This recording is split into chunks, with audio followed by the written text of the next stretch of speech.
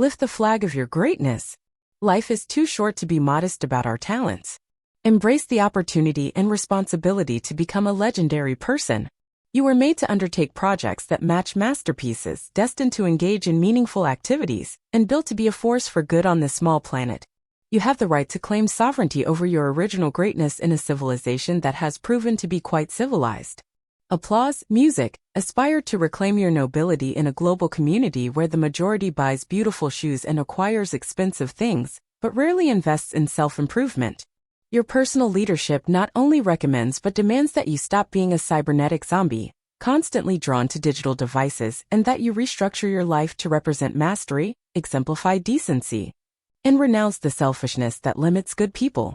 All the great men and women in the world are those who give, not take.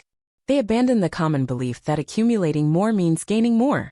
Instead, choose a heroic work that leaves your market perplexed by the originality and usefulness it offers.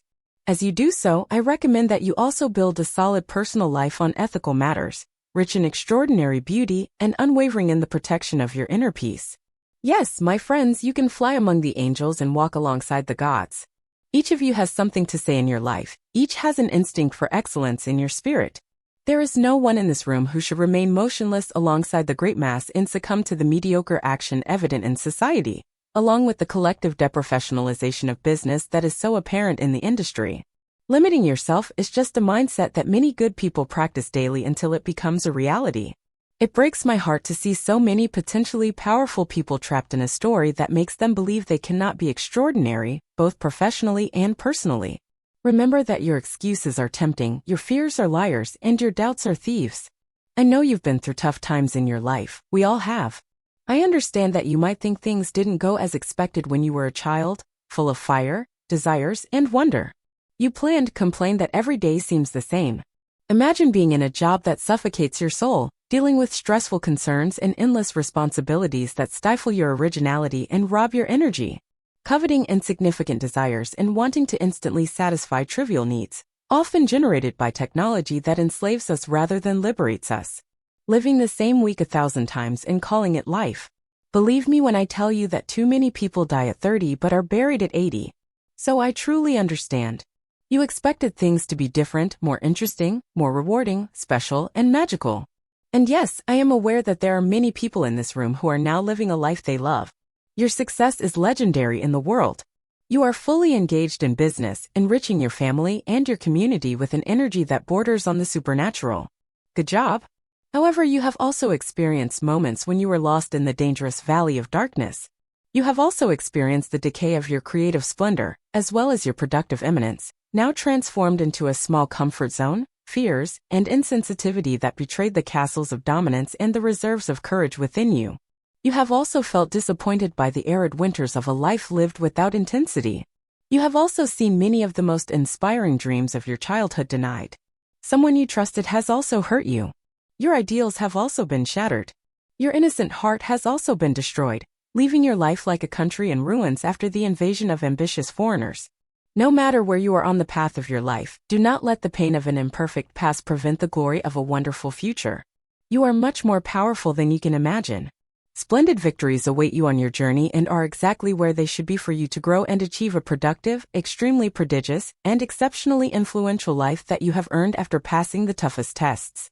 Nothing is wrong in your lives now, even if it seems like everything is falling apart.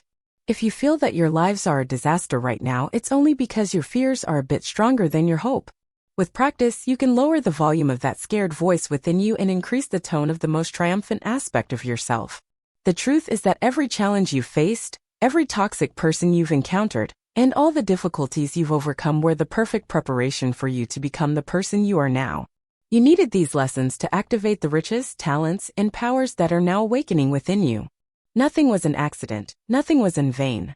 You are exactly where you should be to start the life of your dreams. A life that can become the foundation of an empire of people who change the world and even make history. But you must be wondering, does that sound easy, but is it much more difficult? And I want you to know that I agree with you, wonderful human being. Ideas are worthless if not accompanied by implementation. The smallest step to implement them is more valuable than most intentions.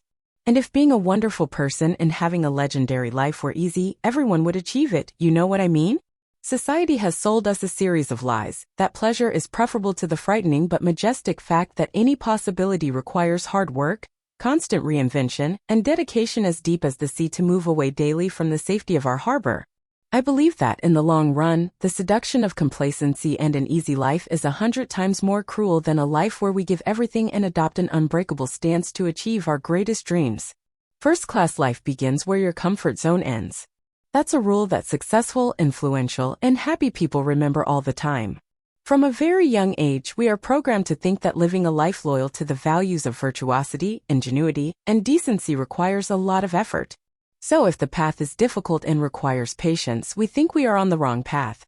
We cultivate a culture of apathetic, weak, and delicate people who are unable to keep promises, who shun commitment, and who give up their aspirations at the slightest obstacle.